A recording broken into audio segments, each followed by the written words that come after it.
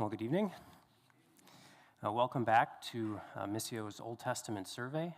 If any of you were not here when this first started in September, what we did is Matt started back then going through one book of the Old Testament at a time, and he would just cover key chapters, some of the highlights of each book, and then do that again just one book at a time, and he did that through the Pentateuch. So after doing that, he then took a short break and went through Prodigal Children, and so some of you may have joined us with that, but we are now returning back to the Old Testament survey. So I will be doing Joshua tonight, and after I finish this, Matt will then pick up with Judges, and we're going to go back and forth for a few weeks, going again just one book of the Bible at a time.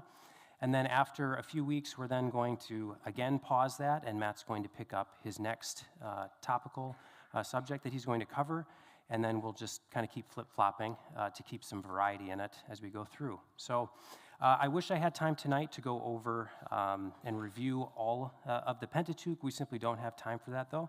So for those of you who memorized some of the key chapters and the themes from the books, what I will do is go over Deuteronomy.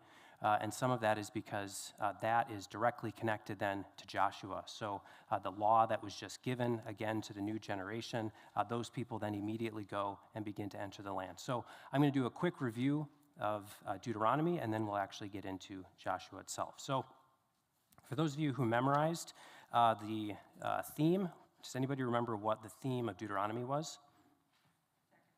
Second law. Good. And so it wasn't a giving of a new law so much as it was a reiteration of the old one, but to a new generation, right? In chapters 1 through 4, we had what God has done, 5 through 26, what God expects of his people, 27 through 30, what God himself will do, and then it sort of finishes with what's called a historical appendix. Now, some of the key chapters in that book are chapter 5, where the Decalogue's reiterated, chapter 6, the Shema, Hear, O Israel. Chapter 18 is what's titled Against Witchcraft or a Coming Prophet. 28. Now, this chapter, many of you, I'm sure, are involved in the Bible reading plan here at the church, and if you are, you're coming up on the end, so this would be a good time if you have a little bit of extra time to go back and to reread Deuteronomy chapter 28, and the reason for that is much of what you're going to hear both tonight, but in all the way through the rest of the Old Testament survey will be directly connected to the blessings and the curses in Deuteronomy 28. So it would be worth your time to go back if you have a few minutes and reread that chapter. Chapter 32 is the Song of Moses, 33, the blessing of Moses, and importantly, 34, the death of Moses. Now we're going to transition over to Joshua, and the sound booth has a new computer, and it's not linking to the clicker, so normally I would then be pushing it through, but we're going to kind of do this together. We're going to kind of tag team this. So there's your Deuteronomy summary. Let's go to the Joshua one, if you don't mind. Okay. So our theme for Joshua, I'm going to do the same thing, very quickly go over this, and then we're going to kind of do a much more detailed look at the book. The theme for Joshua is divide and conquer, kind of a cool theme, especially if you're a guy.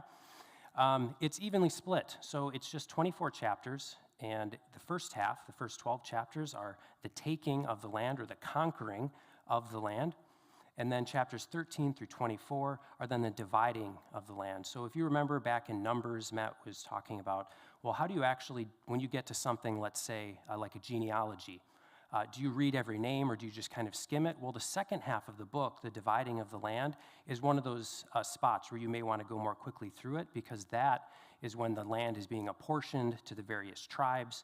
And so much of our time tonight will be spent in the first 12 chapters of the book for exactly that reason. That's where much of the action takes place. And then the second half is very much so, all right, who gets what? Okay? So with that, let's go over to the key chapters. So if you could do the next slide. Can you go back just one? Okay, let's just leave it there for now. So some of the key chapters to keep in mind. Chapter 1 is God's charge to Joshua. This one, many of you, I'm sure, are very familiar with, where he says, be strong and very courageous. Okay, chapter 2 is Rahab and the spies, and we're going to get into that a little bit tonight. Chapter 6 is the fall of Jericho, obviously a very important event for many reasons, and we'll talk a little bit about that tonight as well. Chapter 7 is the sin of Achan, Now, the sin of Achan is important because it's the first time we see Deuteronomy 28 start to take effect, particularly the curses that God has promised to bring about to the nation should they disobey. Chapter 9 is the Gibeonites' deceitful covenant. This we'll hopefully talk about right at the end of our time together tonight. And then chapters 13 through 19, I mentioned, are where the land is divided. And chapter 20 is the city of refuge. Now, cities of refuge, Matt mentioned briefly in his Numbers summary. And the cities of refuge, if you remember, are where those who killed somebody accidentally could then flee to. And so if you're interested in finding out what cities were those officially, that would be in chapter 20 of Joshua. So that's the basic overview. At this point, I'm still going to stick with sort of a 10,000-foot view and give you a few important things to note about the nation itself before we dive into look more closely at some of the other things. So first of all, Joshua is a somewhat fun read. It's somewhat fun, especially since if you had read it sequentially and you've gone Numbers and Deuteronomy, at that point you're maybe starting to feel bogged down, right? And you spend 40 days in those two books and you're like, I know exactly what 40 years in the wilderness felt like, right? But so you move into Joshua and things start to move again. And so it is very much a fun read. But it's not just fun just for that. It's also because you start to see the promises that God has made actually start to turn into something. And we see that God is faithful. God is ultimately faithful. So if we can go to our next slide there. I have some key takeaways for you here. Now, if you don't remember anything else from the rest of tonight, if you can try and stick with these, it'll help you because as Matt then goes into Judges, you're going to start to see these things come back into play. So God is faithful. You should by now have seen that in nearly every one of these books that we've covered. Now, we tend to think of God's faithfulness in terms of blessings, right? He's faithful to be gracious to us. He's faithful to give us, right, good things. But that faithfulness does not just extend to blessing in the sense of good in our life. It extends to curses as well. So if God says, like he did in Deuteronomy chapter 28, that if you obey, then I will bless you, but if you disobey, I will curse you. If God is faithful, then he has to be faithful to both of those things. And you'll see in this book, and especially in the book of Judges, that he is faithful also to curse the nation when they are not faithful to him.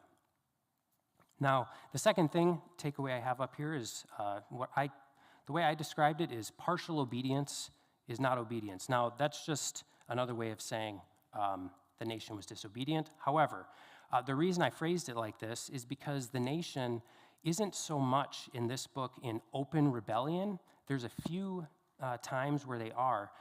The nation at this point is starting to play loosey-goosey with sin. Now, Matt mentioned it in Numbers. He says that we tend to do the same thing in our own lives. We play loosey-goosey with sin, and we forget that God is holy. Well, the nation begins to do that here. They begin to play footsie with sin in Joshua, and in Judges, you see that it turns into something far beyond anything that they maybe ever thought was possible, okay? So keep those two things in mind as we go through. Now, some key things to note about the nation of Israel itself. First of all, Moses has died at this point. Now, that may seem simple or maybe not that big a deal. However, if you remember, the nation went into Egypt basically as a family, and they came out of Egypt as a nation, and their first leader was Moses. He's been with them through everything. He's seen them through the plagues. He's seen them through the crossing of the Red Sea. He's even been with them through the 40 years of wandering. And so to lose him, even though they disrespected him and treated him so poorly so often, is a big deal. And it leaves them with a very new and somewhat young leader as they start this critical point in taking the land that God has promised. Another thing to note about the nation is that the generation that disobeyed and refused to enter the land is now dead.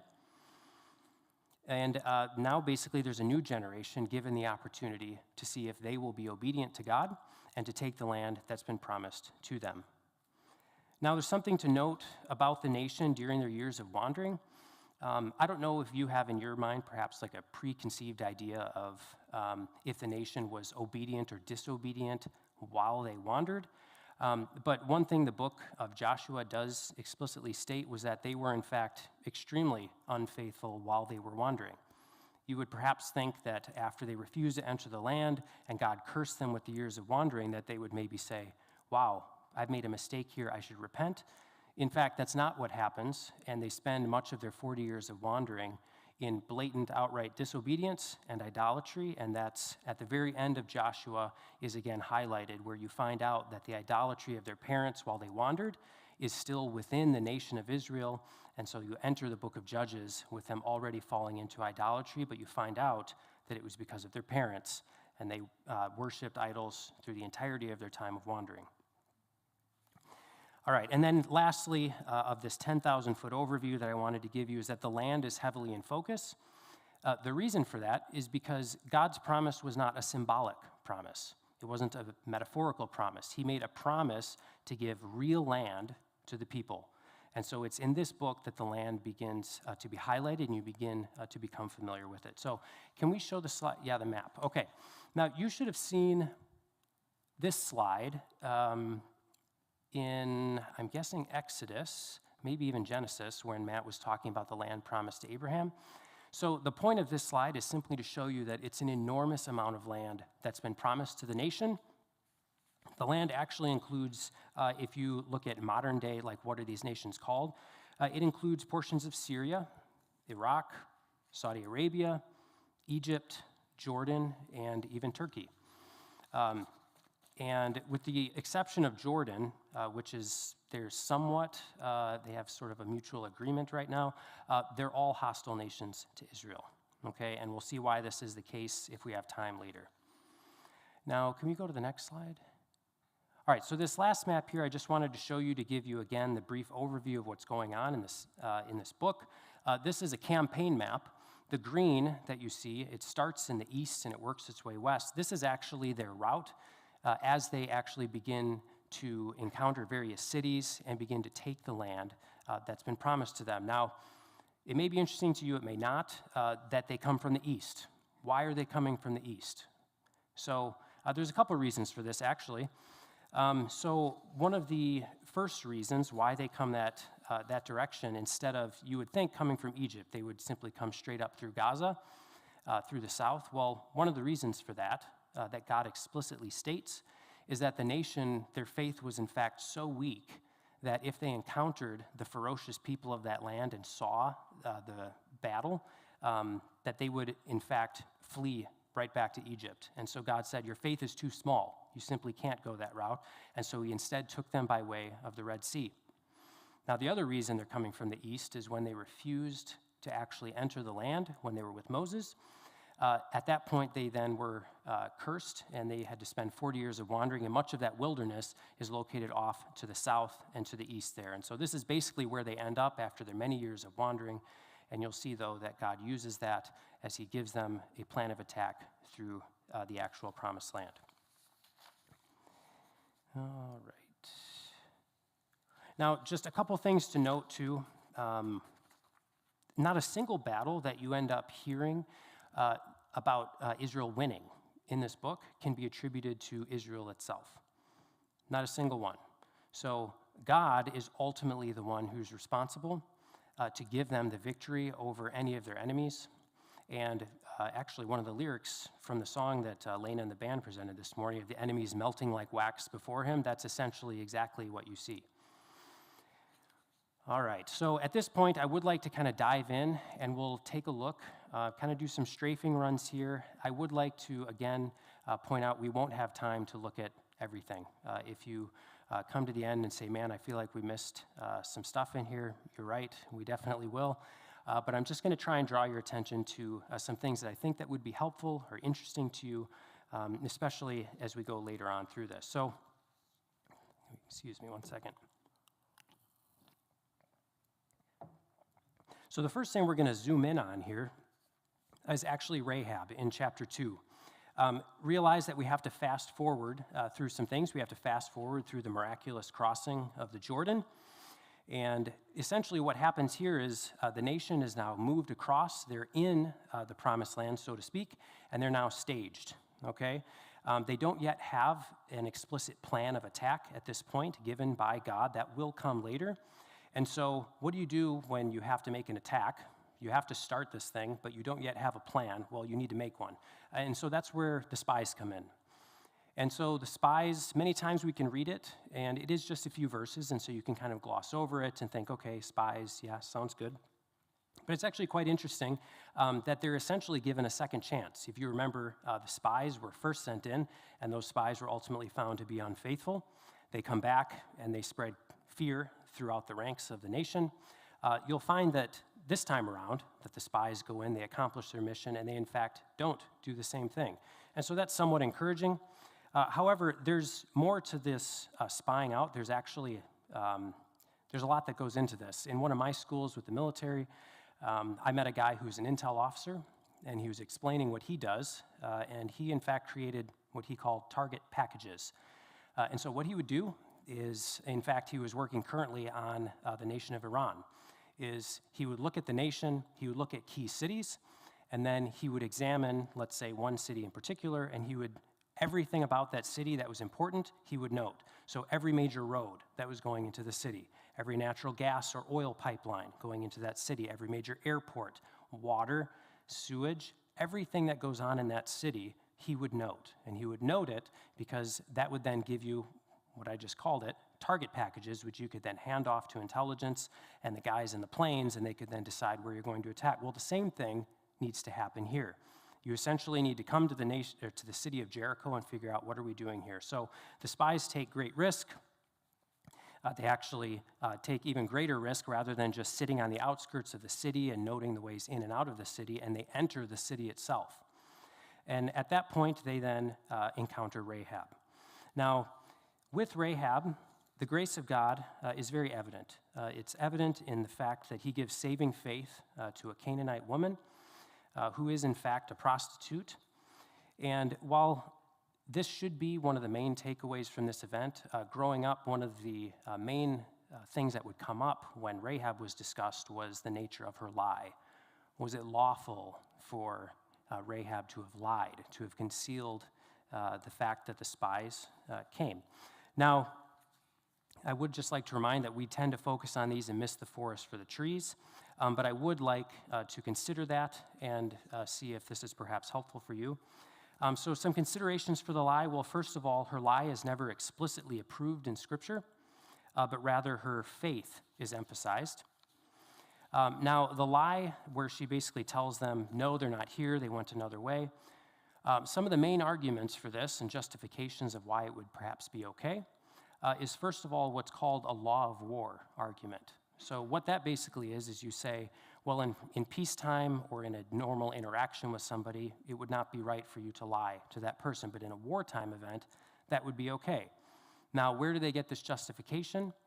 Well, an example would be just a couple chapters later, when the city, or when God orders the taking of Ai, that small town that essentially whooped them.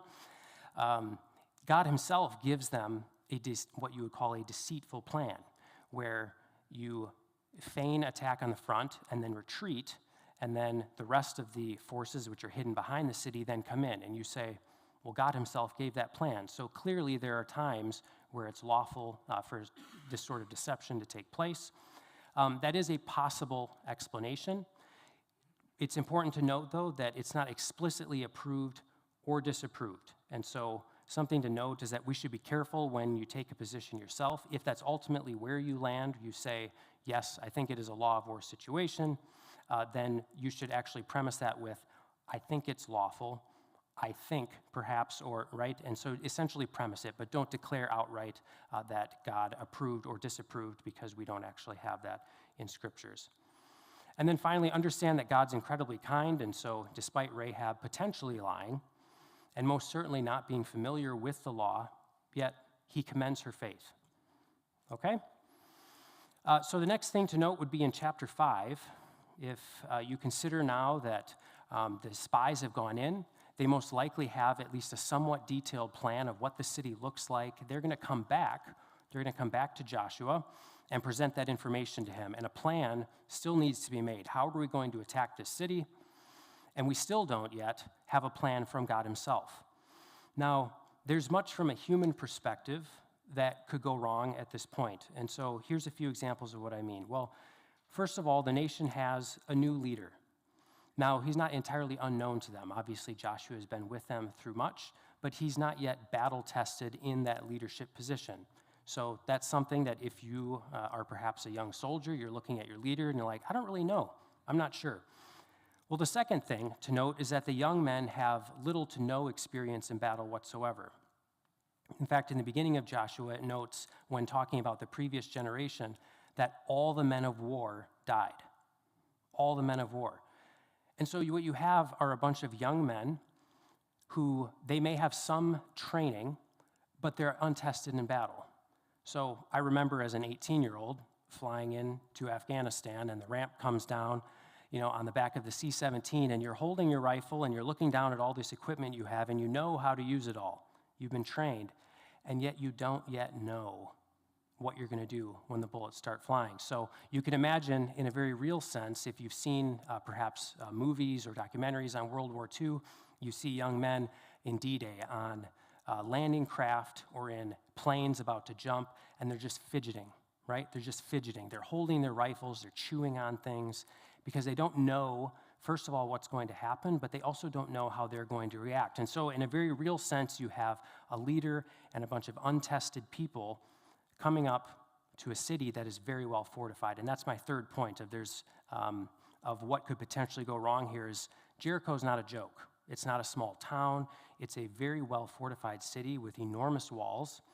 And so it's not like they're just going to get a little practice before they actually begin this campaign. It's all or nothing from the beginning. So it's at this critical point, though, where you could imagine perhaps fear within the ranks that a man shows up. So do you have the next slide? It shows Joshua chapter 5. Nah, just go back. You can skip it for now. Yeah, just go right there. I would invite you to turn to Joshua chapter 5 if you have your Bibles with you.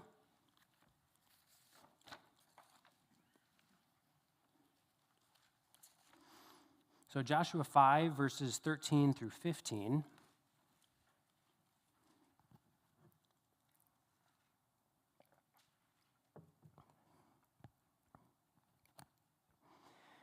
All right, so I'm going to read this, and then we're going to come back to it in a few minutes.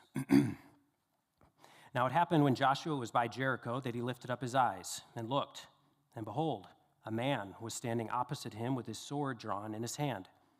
And Joshua went to him and said to him, Are you for us or for our adversaries? He said, No, rather I indeed come now as commander of the host of Yahweh. And Joshua fell on his face to the earth, and he bowed down and said to him, What is my Lord to say to his slave? The commander of the host of Yahweh said to Joshua, Remove your sandals from your feet, for the place where you are standing is holy. And Joshua did so. Anybody know who this man is? Anybody? Any guesses? What's that? Jesus. Okay, not close. Was Jesus born yet? Okay, excellent. There we go. Okay, yeah. No, it's a good distinction to make. You're right. It's a good distinction to make, though. It is the pre-incarnate Son of God. Now, let me ask you, we're actually going to spend some time going over theophanies. That's what this is. This is a theophany, which is a manifestation of God to man, okay? So we're going to spend some time going over that. But before I do, let me ask you, since we're on the topic, why is this not God the Father? Anybody? Okay, good. No one has seen God. So one of the verses that actually the kids are memorizing tonight is John 1:18, and that says, No one has seen God at any time. The only begotten God, who is in the bosom of the Father, he has explained him. So God the Father has not been seen. Christ, or the Son of God, the second person of the Trinity, he is the one who manifests it. There are many other passages that explain this. He's the image of the invisible God, etc. So there's many others. But it's not God the Father, we know that. Is the Holy Spirit ever visible at any point in the Scriptures? No. Okay, so we have God the Son, the second person of the Trinity, appearing here. So let's actually talk about theophanies, because they're going to appear, they've already appeared quite a bit in Genesis, but they're going to show up a lot in the book of Judges when Matt talks about that. But let's spend a little time talking about it. So can you bring up that slide for me? Okay, I apologize for the small font. I should have made it a lot less bullet points and much bigger font, so I'm sorry in advance. So let's just do a brief overview. So first of all, a theophany is simply a visible manifestation or a self-disclosure of God, okay? They occur in the Old Testament in various forms. So when I say forms, I mean dreams, messages delivered via vision, and yes, there is a difference between dreams and visions. They're present in the giving of the covenants, but they also occur in direct messages. So that would be like a man speaking to another man, okay? Now, it's not just the form that changes, the appearance of this theophany also changes. So sometimes it occurs as a man. This is common in the book of Judges. Sometimes in cloud, okay? This would be in Exodus. Sometimes as a person described as the angel of the Lord. And so that one you are perhaps maybe the most familiar with. But there are passages where you're perhaps not so sure that this has actually happened. And so there are some phrases that are kind of giveaways that this is what's actually going on. One of the phrases is the glory of the Lord. Another phrase is pillar of cloud. And those mark that a theophany has in fact occurred. And so one of the spots we can go to and just see this would be Exodus chapter 14. If you're willing, go there with me. Exodus 14, verses 19 and 20.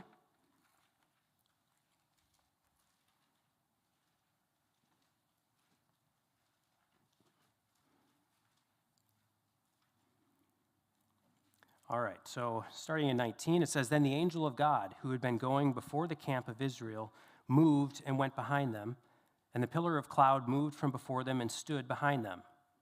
So it came between the camp of Egypt and the camp of Israel, and there was the cloud along with the darkness, yet it gave light at night. Thus the one did not come near the other all night." Now the context of this is Israel is pinned against the Red Sea. So here's Israel pinned against the sea on one side, and they have Egypt, the Egyptian army, on the other. And so what you see is this pillar of cloud here. That's what it refers to. That's the appearance that it takes here. And it comes and it stands between the two. Now, my son, like 2 hours before we got here, was reading a sniper manual, which tells you the sort of things I have in my house. And he was asking about a picture in it, and it was actually cover, where it was showing the use of a smoke grenade to move from one spot to another. That's not what this pillar of cloud is. It's not like this pillar of cloud just veiled visibly. The Egyptians kept them from seeing the Israeli army. This was, in fact, a person. This is the second person of the Trinity come to stand and protect the nation. Now, we have some of these markers I talked about, the glory of the Lord, pillar of cloud. We have the angel of the Lord. There are some other things, though, that are giveaways, such as references to the holiness of God. So, for example, if you think of Moses at the burning bush, it talks about the ground where you're standing is holy ground, right? Another would be the reaction of the people themselves. So if you saw God in real life, right, what do you think your reaction would be? Any thoughts? Fear? Yeah, fear. Okay, good. Fear. There's one other one. It's kind of like fear. Death. Yeah, death. So it's fear/reverence. Basically, there's almost no time this occurs where there's not some sort of very potent reaction by the person as they encounter this. This is not like they just run into someone who happens to be good looking or they have nice clothes. No. There's something much bigger that's going on here. So we've talked about all that. Let's go back and let's look at the passage and let's see. I'm sorry, you guys don't have it on there. So it is Joshua chapter 5, verses 13 through 15. I'm just going to ask a couple of questions, and you may not have to see it to answer the questions, but just to review this to kind of highlight it and see if we can make it stick. Okay? So what form in this passage does this take? Is it a vision? Is it a dream or a direct message? Direct message. Good. Okay, we have a man with a sword in his hand talking to Joshua. Good. So it's a direct message. So what is the appearance? Is this a cloud? Is it a man? Okay. All right, good. So we have a direct message given by a man to Joshua. What is Joshua's response? Fear and reverence. Okay, good. All right, boy, we have a lot of these things that are fitting into this. There's one last descriptive clue that fits into this, and it's similar to Moses at the burning bush. What is it? Yeah, okay, so the place you're standing is holy ground. Good.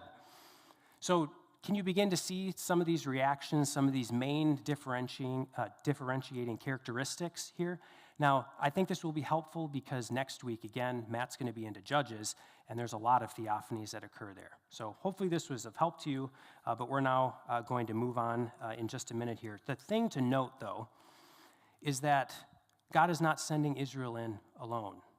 Okay, this is a scary time. You do have untested young men. You do have a largely untested leader in that position. And yet, here's God leading the way, sword in hand, watching over his people, just like he did at the Red Sea. Okay, isn't that encouraging? Yeah.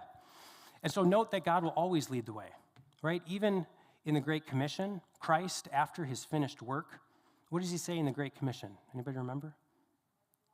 Yeah, behold, I'm with you always, even to the end of the age. So just as he was with Israel through all of those incredible battles, through the parting of the Red Sea, all of those things, so too even now he's with us. And he says, I will never leave you nor forsake you.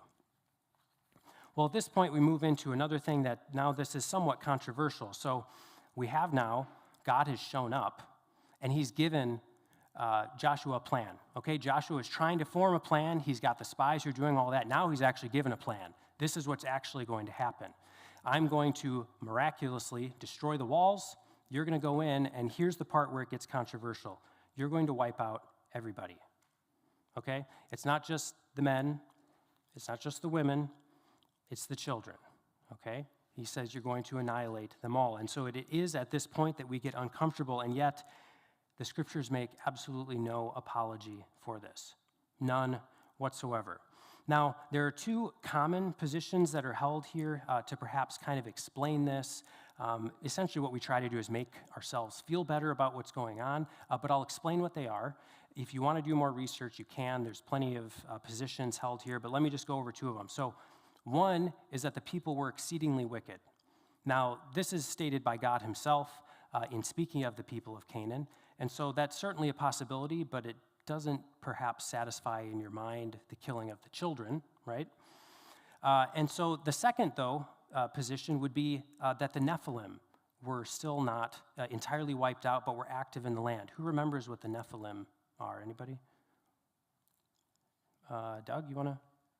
The offspring of the sons of God that came into the daughters of man back in Genesis 6. Yeah, excellent. And who were these sons of God? Yeah. So essentially, the theory is potentially that what you still have active in the land, and this would explain the presence of giants, is that you still have these sort of half-breeds where you have half demon, half man. And at that point, you can begin to think, well, I guess that would apply then to the children. And so that is a potential solution to it. However, I would still like to state the scriptures make no apology, and they also don't explicitly state it. So you can come to a conclusion and think perhaps that's probable, but ultimately, in the end, you will have to decide for yourself and submit to the fact that God is God and that we are not. Now, there's a couple passages that you can go to for this. The ones that I would encourage you to read, if you haven't, I'm sure you have, are Job chapter 38 through 41, and then Romans chapter 9 through 22. So I'm just going to read a couple verses out of Job 38 and 40 to highlight the fact that God himself does exactly this. He says, I'm God and you're not. So let me read that, and then we'll move on. So in Job 38, if you want to follow along, you can. I'll be reading verses 1 through 6. Actually, I don't think it's quite that many verses, but it'll be in Job 38 right at the beginning. So God is speaking to Job here, and so it says that Yahweh answered Job out of the whirlwind and said, who is this that darkens counsel by words without knowledge? Now gird up your loins like a man, and I will ask you, and you make me know. Where were you when I laid the foundation of the earth? Tell me, if you know understanding. Who set its measurements, since you know? Or who stretched the line on it? On what were its bases sunk? Or who laid its cornerstone? So this is just a small sample here of what God says to Job, and he questions him over and over again. Where were you? Where were you? And we get to Job 40, and Job tries to answer, and God basically tells him to shut up. That's basically what he does. And this is what he says. He says, now gird up your loins like a man. Stand up again. Listen. He says, I will ask you, and you make me know. Will you really annul my judgment? Will you condemn me that you may be justified?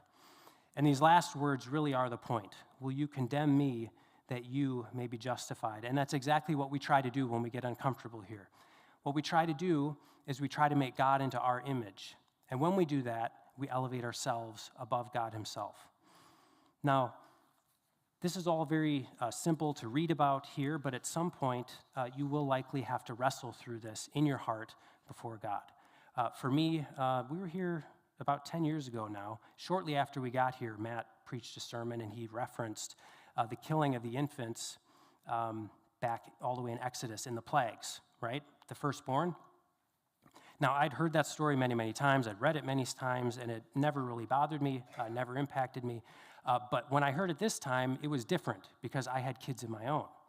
And they were little, right? They were very small. When we moved here, Quinn was, I think, less than a year old. He was very small. And so for some reason, it hit.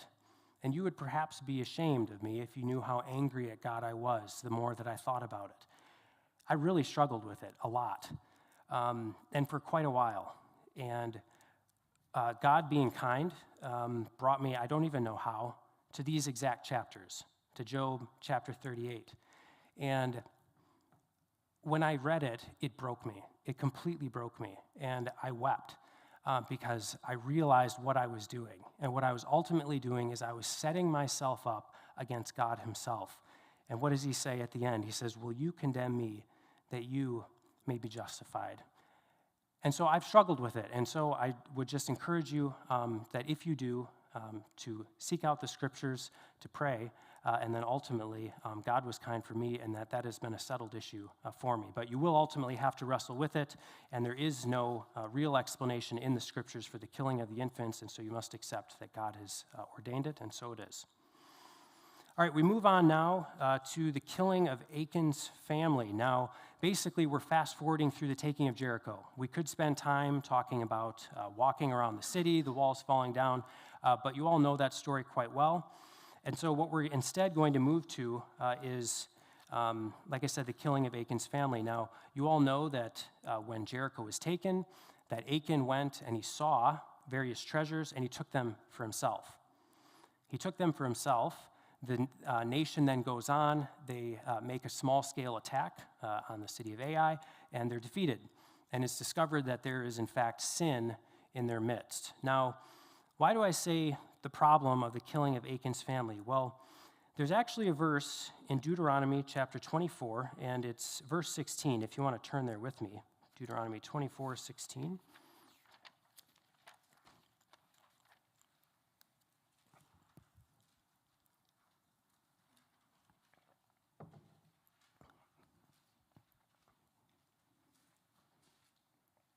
All right, so it says, fathers shall not be put to death for their sons, nor shall sons be put to death for their fathers. Each shall be put to death for his own sin. Now, the problem comes in here because when Achan is discovered by Lot, the entirety of his family is killed, correct? Yeah, that's what happens. And so what's the issue here? Well, we have an explicit command from God to his own nation that no longer, in the cases of capital punishment, are sons to be killed for the sins of their father, and yet we see the sons killed for seemingly the sins of their father. So what do we do with that? Well, first of all, let's note that the sin didn't result just in consequences for Achan or for his family, but for the entire nation. And so I would like to highlight, before we move on, that our sin never just affects us. We tend to think that it does, right? It's like, well, if I choose to do this, then the consequences are on me. I guess I can bear that, right? That's not actually how it works. It always affects those around us. In the case of covenant Israel, it affects the entirety of the nation. But if you remember, in the New Testament, especially in the epistles, it refers to the church as the body, right? And when one part of the body is sick, it affects the entirety of the body. And so even now to this day, we can never sin and think that the consequences or the effects are only going to be limited to us. And so that's exactly what we're seeing here. It affects the entirety of the nation. Well, what do we do, though, with this killing of the family? Well, it doesn't ultimately disapprove or approve of the killing of the family, but there is something important to note, and that's that it says that the wrath of God was abated. In fact, the explicit phrase is God turned from his burning anger. And so there's a couple positions on this that you can take. I think the most common, the most likely, is that it appears that the theft or perhaps the subsequent concealment of the things that were stolen was a family affair.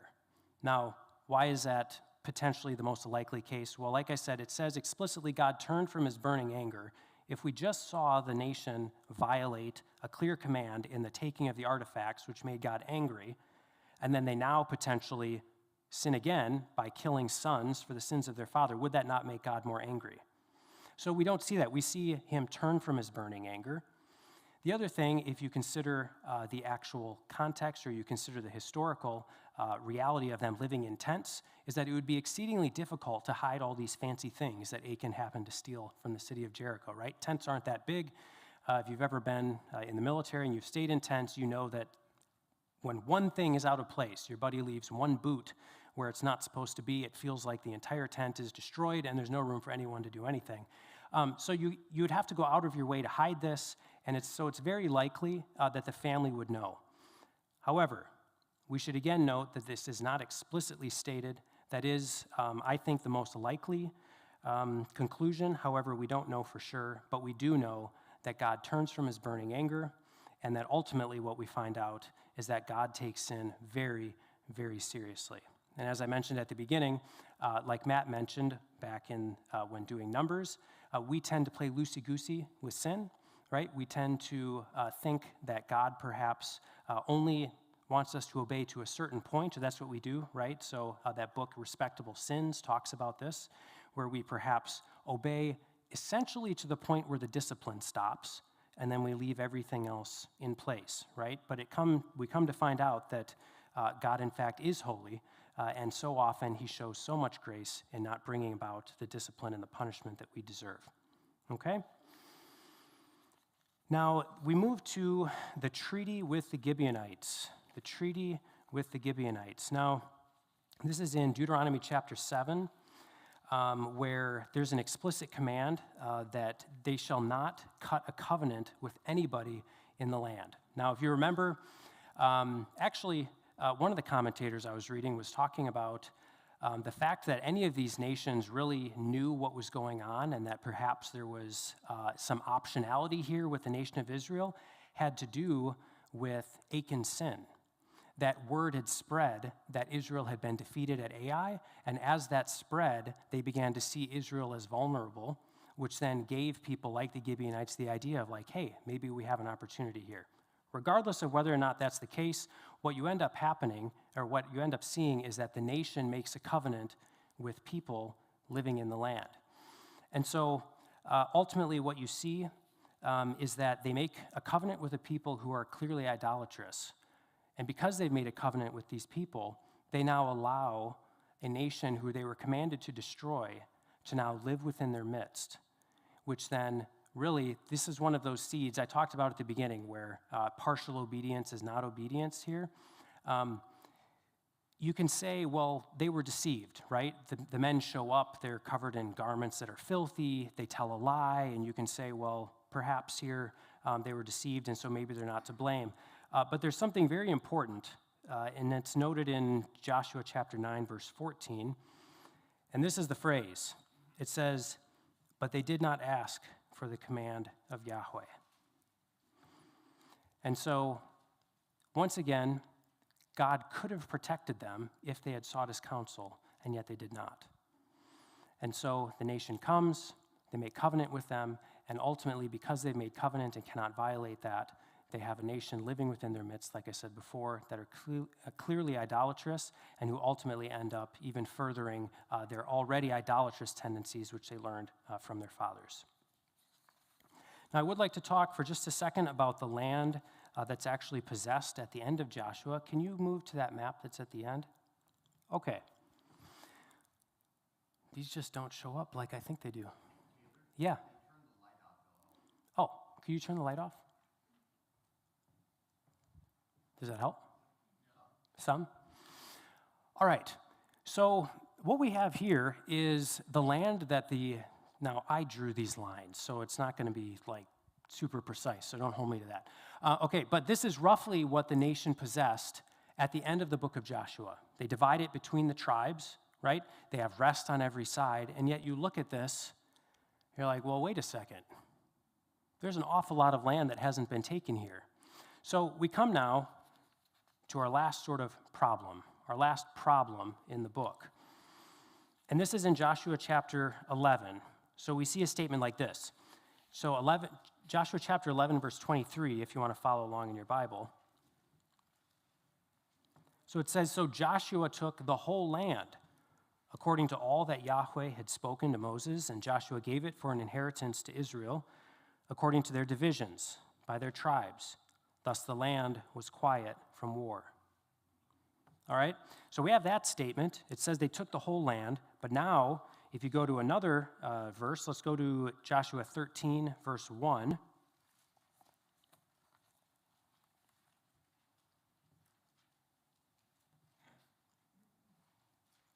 In Joshua 13, verse 1, it says, now Joshua was old, advanced in years, and Yahweh said to him, you are old, advanced in years, and very much of the land remains to be possessed. So what gives? That's a seeming conflict, isn't it? On the one hand, you're saying that you have rest on every side and you've taken the land, and on the other, God himself is saying very much of the land remains to be possessed. So one of the very helpful ways to think about this, one of my professors actually offered this, and it was very helpful, especially because the word inheritance is used to describe the land, even in Joshua here, where it says, and it was given as an inheritance to Israel. Well, one of the ways that you can think about this is that they have the land in title. They have the land in title. So if you think about it in terms of inheritance, if your father dies and he titles you a property, it is your property. But have you yet taken it? Have you moved in to the property? So if it was, let's say, further away and somebody lived in the property, they weren't supposed to be there, they're squatting there, right? You hold the title. Is it any less yours because somebody else is living in it? No, it's not. It's yours. And yet the nation has not yet gone and actually taken it.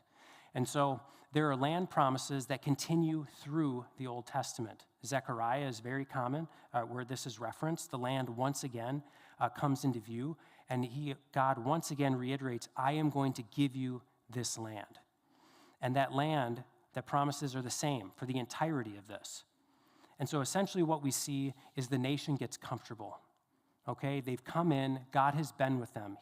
I mentioned at the beginning, not a single battle that they fight, they won because of their own abilities. Every single one of the battles won in the book of Joshua is attributed to God. Okay, so he's been with them.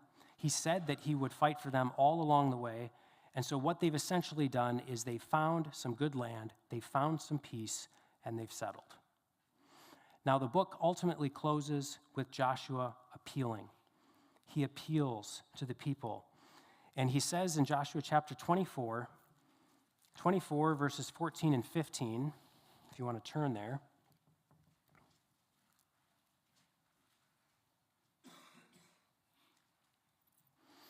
It's here that we sadly find out that Israel has already started falling into idolatry. Now, we can attribute that partially perhaps to the Gibeonites, but we see here what it's more directly attributed to. So if you're there, I'm hearing pages slow down, so I'll start reading. It says, so this is Joshua, by the way, appealing to the nation right as he's about to die, okay? So he says, so now, fear Yahweh, serve him in integrity and truth, and here we go. Put away the gods which your fathers served beyond the river and in Egypt, and serve Yahweh. If it is evil in your sight to serve Yahweh, choose for yourselves today whom you will serve, whether the gods which your fathers served, which were beyond the river, or the gods of the Amorites in whose land you are living. But as for me and my house, we will serve Yahweh. Now, we tend to know just the last part of that, right? As for me and my house, we will serve the Lord, right? That's the one. But we forget that he's talking to a nation who is supposed to be serving Yahweh with the wholeness of their hearts, especially as they just came through all these battles. They saw the curses that were brought into the nation with the result of the sin of Achan. They've seen what happened to their own parents because they themselves wandered in the land. And yet we see here, he has to tell them, put away the gods which your fathers served beyond the river. Joshua 24 also later on does the same thing and once again shows that the idolatry is not something that was previously happening but is an ongoing reality for the nation. So in summary, God has been completely faithful. He's been faithful to bring them into the land. He's given them the land, and yet they have not fully occupied it. And Israel has already started falling into idolatry at this point. And so the seeds of their sin that they're planting here, that are very much in the baby stages, right? They're very small. They grow into utter misery in the book of Judges, and Matt's going to talk about that next week. So with that, let's close in prayer. Father, thank you for this chance we've had to briefly look at just one of the many books you've so graciously given us in your word. Would you continue growing us in our gratitude to you, not just for our salvation through your Son, but also for your faithfulness to conform us to his image. Would you bless the people now as we all go about our week? And would you call to mind your faithfulness, that no matter the situations that we find ourselves in, that we would remember that you will never leave us nor forsake us. Amen. And you are dismissed.